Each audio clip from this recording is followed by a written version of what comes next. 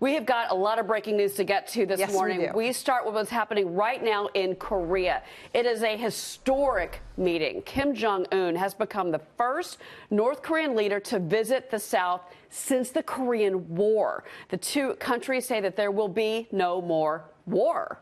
And Greg Palkot is live in Seoul, South Korea with the very latest. Greg.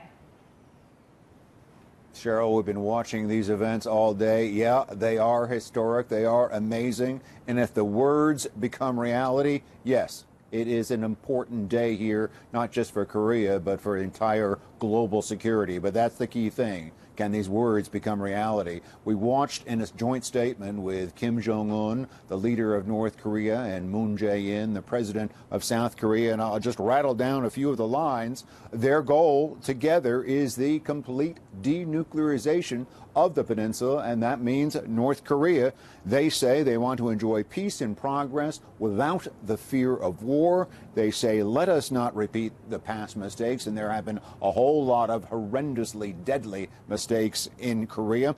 They also indicated that they would work towards achieving the end of the Korean War. Remember, there's no peace treaty after 68 years since the start of the war. Again, generalities, positive, but we were waiting for a little bit more detail. Didn't get that there. Maybe too soon. Let's recap the events of the day. It started with seeing for the first time since the Korean War, a North Korean leader, Kim Jong-un, actually cross over from North into South Korea. That happened along the DMZ. I've seen personally Kim Jong-un several times. I've never seen him so assured, confident, maybe even a little bit playful. He reviewed a traditional Korean honor guard. One commentator did note that he made a point of not looking into the eyes of the South Korean military, so there is still that military background. He wrote an inscription in the guest book of the Peace House where the talks would be held, with his own pen, I might add, writing about an age of peace, an historic start for an age of peace. So right at the beginning of these sessions, he was looking that way.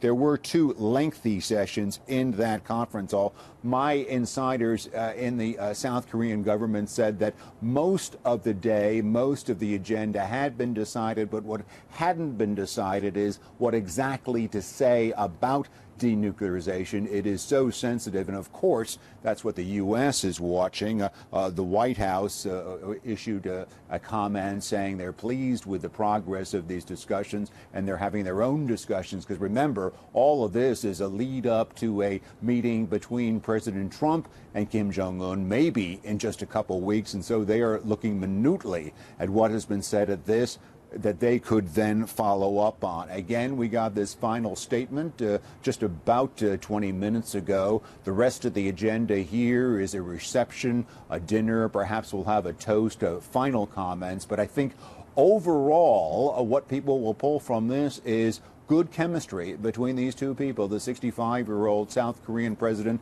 33-year-old North Korean leader, saying exactly the right things. I'm sure you'll find analysts saying, we wish there was more detail. We wish there was more comprehensive discussion of how these things will be implemented. Sure. But they did say there'll be another meeting. President of South Korea saying that he will go north this fall. So probably this means the beginning of the process. Greg, that's good. But, you know, I want to ask you about these reports that have come out in the last 48 hours that there was actually a blast at a North Korean nuclear site, and that maybe one of the reasons that Kim Jong-un is now coming down to the negotiating table with the South Koreans and with the United States is because his nuclear program is frankly in shambles right now.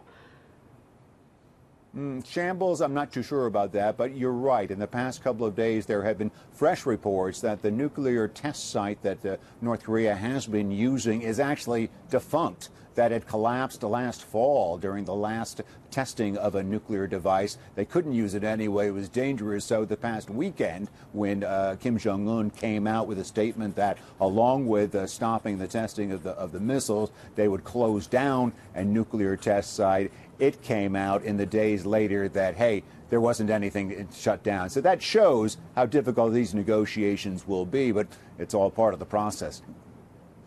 Thank you for that, Greg.